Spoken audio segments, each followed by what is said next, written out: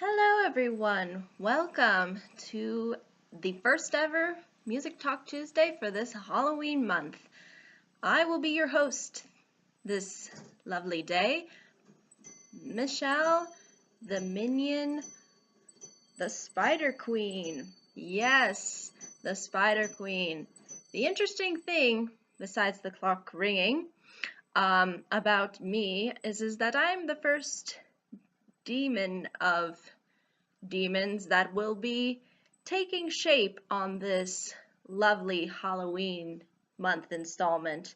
So I thought it would be interesting for this Music Talk Tuesday to revolve around Halloween songs. Because what's not to talk about that is a part of Halloween that is a part of also music, because Halloween definitely has produced some excellent quality works over the years that have reflected the holiday, or at least have showcased some aspects of the holiday, may they be indirect. So I'm going to be discussing the ones that I definitely will be having on my playlist as I enjoy this Halloween, and hopefully some of you will be able to enjoy them too. So without further ado, let me get started by discussing the sort of elephant in the room when it comes to this list in particular, and that is Michael Jackson's Thriller. You cannot escape this song for Halloween.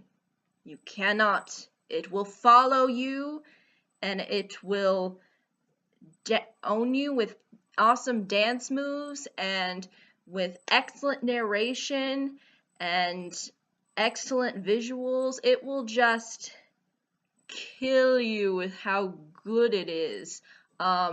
It's just an excellent way of approaching what Halloween is all about.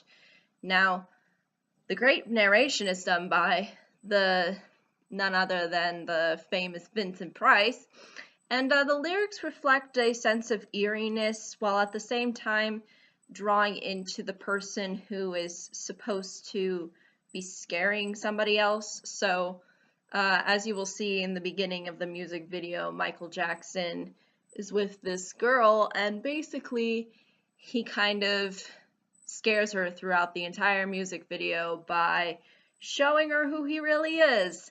The lyrics really do reflect this idea of her being the one that's being so quasi-victimized. So it is just a great, great, great way of approaching this kind of song, because it gets the audience invested into the kind of mood that you're setting up. It has a ton of catchy beats. The dancing is unbelievable. It still stands up to this day.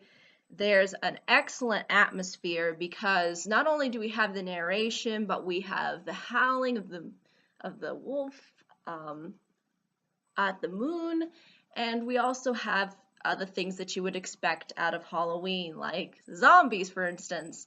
And it really does end with a sense of eeriness and mystery, because we really don't know what ultimately ends up happening to the girl that's sort of being victimized by this terror that she's experiencing. So there is that eeriness at the end with Vincent Price's laugh. So it really reflects what a Halloween song should do. It should scare, it should entertain, and it should provide a sense of atmosphere. And this song does it perfectly. Like, you cannot escape this song. Like, this song will find you. So I could not mention this song in particular. I think it is 100% worthy of recommendation. And if you have not heard of this song, check it out.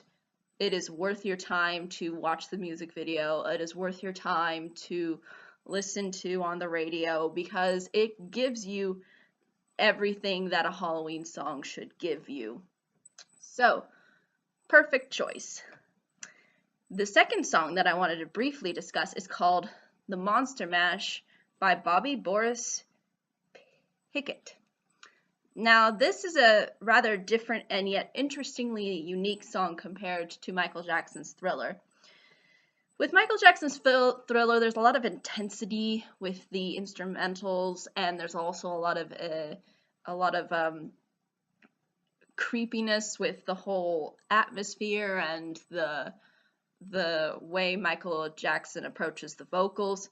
But with the Monster Mash, it's just kind of it's happy. It's go lucky. It's cheery. There's some sound effects within the beginning of the song, which I find to make it rather unique. And it sort of discusses a party throughout the song. Like, you will hear the vocalist singing about how all these monsters are coming over, like Dracula, and they're all coming over, and they're all basically doing the Monster Mash, and they're all celebrating and having a good time. And that's sort of what I think Halloween's supposed to really represent for everyone. It's a perfect opportunity to have a good time. That's what this holiday is about. And he basically states that he's the one that's really throwing this party, because in one line he mentions his name, Boris. And at first I thought, Boris, that's not a monster's name, is it? And then I realized, oh, it's the guy who's singing the song. That's so funny. So it definitely sets itself up for being that kind of goofy, quirky Halloween song. So he's basically the one that's kind of throwing this party. And then he basically tells a story about sort of what the monsters are doing at the party and, you know, what's going on. So it's full of cheer, I guess you could say, and even though his voice is kind of eerie throughout, the instrumentals are kind of ironic because the instrumentals sound very upbeat, and are rather based within the genre of being more pop oriented, in particular early 1960s pop oriented.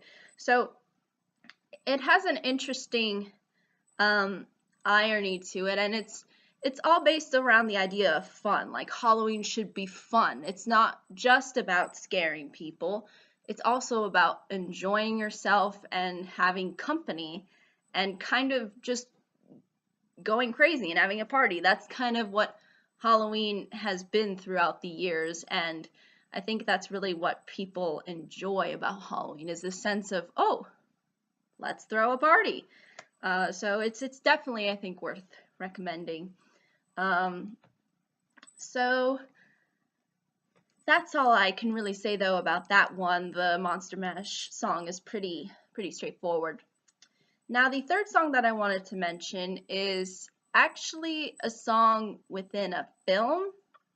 And it's not like a lot of other songs that are within film that are just supposed to be there to enhance the experience of the film. Music is essentially at the forefront of this film in particular because it's a musical. And as you can probably tell, this song is called This Is Halloween by The Nightmare Before Christmas. This has excellent instrumentals and vocals. Like, you really do feel like you are getting into what Halloween is all about. You feel like you are taking on this journey where Halloween is at the center and at the forefront. And the lyrics, as well as the environment, really establish this overwhelmingly well. And the interesting thing, too, is it also addresses sort of what's going on within the film. With Halloween Town being, what else? Based around Halloween. It's like Halloween 24/7 when you go there. So the whole idea is to bring in the audience as to what the song sort of represents, and the song does represent what Halloween is all about. So it really does reflect this, and there's a lot of eeriness, there's a lot of kind of goofy moments, but it also kind of combines this together and makes it kind of a blend between the first two songs that I've mentioned. But at the same time, it might be a little bit more eerie. Yet I still feel like it has that sort of kid charm because, again, The Nightmare Before Christmas is a children's oriented film. So it really does embrace that idea of being both cute and scary at the same time and incorporating these things together so that the audience is more satisfied and is more capable of understanding the atmosphere of Halloween. And although the song does sound like sort of the traditional musical numbers that we've heard of, it takes those instrumentals and plays with them so that they reflect what atmosphere they're trying to set up and try to emphasize the importance of Halloween. So that's really at the essence and at the forefront of this song, and I think it definitely is worth recommending and definitely works. Now, the fourth song that I wanted to briefly mention is Evil Woman by Electric Light Orchestra. Oh yes, this song. Now, this song you could argue as to whether or not it directly references Halloween or revolves around Halloween, but what you can't argue is that it revolves around an evil woman. And that's what this song really does discuss. There's the vocalist who sings basically how a woman did him wrong, and she's evil for it. And he does this in a rather unique way. And the interesting thing too is it does have this sense of goofiness, sort of similar to the Monster Mash, but in a different style. It really has this eeriness, but even though it has that eeriness too, it blends it with this kind of goofy attitude. And I would usually associate this one with Halloween because Halloween is oftentimes about villainy. It's about the bad within society. Usually we can associate this with monsters, like, for example, Dracula, who goes around and kills people by sucking their blood. Those kinds of things really do reflect into what Halloween is trying to get at with its holiday. And really, this song, I think, encapsulates it very well because, again, we have a sense of the atmosphere of what Halloween brings, because the instrumentals really, I think, do the song a service for that. And the vocalist does too, in a way, because at certain points it kind of does sound a little on the edge, but at the same time he does have this goofiness to him. So I think our goofiness into his approach. So I think it definitely works if you enjoy a more loose interpretation of what Halloween has to offer. Then I think this one definitely suits itself well and is worthy of recommendation. Now, the last one that I wanted to mention is Don't Fear the Reaper by Blue Oyster Cult. And yes, this song does need more cowbell, but nonetheless, it has a lot to offer. And the interesting thing about this song with regards to the lyrics is that it addresses sort of Reaper. Reaper is supposed to sort of represent death, in a very interesting way. It approaches it in almost a very seductive way, especially with the way the vocalist, not only with the lyrics of, don't feel the Reaper, come on baby, it also does this through the way the vocalist says the lyrics, because he really makes it sound like, he does make it sound appealing. He does make it sound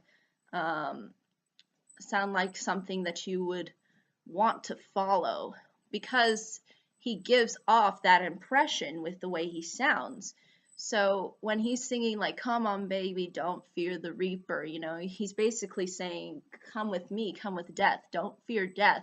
I'm the reaper, I'm the person that's supposed to take away from all the problems that you have in life. So it does have this very seductive appeal. And I think Halloween is oftentimes centered around death, especially when you consider the fact that a lot of people put graveyards on their lawns and, kind of look at death and just giggle at it.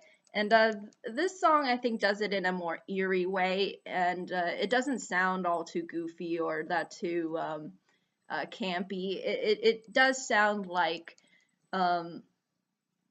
it just sounds very appealing. It sounds like that the vocalist is really trying to seduce his audience. He's trying to get his audience to be like, come on baby, don't fear the reaper, it's all right. Let's go. We'll fly away and you won't have to worry about any problems anymore. So it really does address death in that respects. And you can consider it kind of go lucky a little too with the instrumentals, because the instrumentals kind of sound all fun and something that you could dance to, but for the most part there is this eeriness with the vocalist, and it does come off as a more, I would say, more eerie type of Halloween song, but at the same time it does have this sense of um, being upbeat within the instrumentals, but it does reflect the genre, obviously, of traditional classic rock. But again, at the same time, there's not only an eeriness, there's just kind of a creepiness in how the lyrics take off, because initially they're addressing certain circumstances like Romeo and Juliet, together for eternity. So the vocalist really does a good job of establishing, why death happens. And so that's why it, I think, really sounds appealing and sounds like something that really reflects what Halloween sort of represents as a holiday. So I think it's definitely worth a recommendation if you enjoy that kind of thing. But I believe that's really, though, ultimately all I can say. Those are all the songs that I have listed for this video. Thank you so much for watching. I hope you all have a great day, week, month, and year. And hopefully the next minion will do a good job of encapsulating whatever he or she, technically she's, because I think we only have she minions here. So she'll probably do a good job too. And I hope you all have a great day and month as we lead up to this Halloween. Bye-bye now.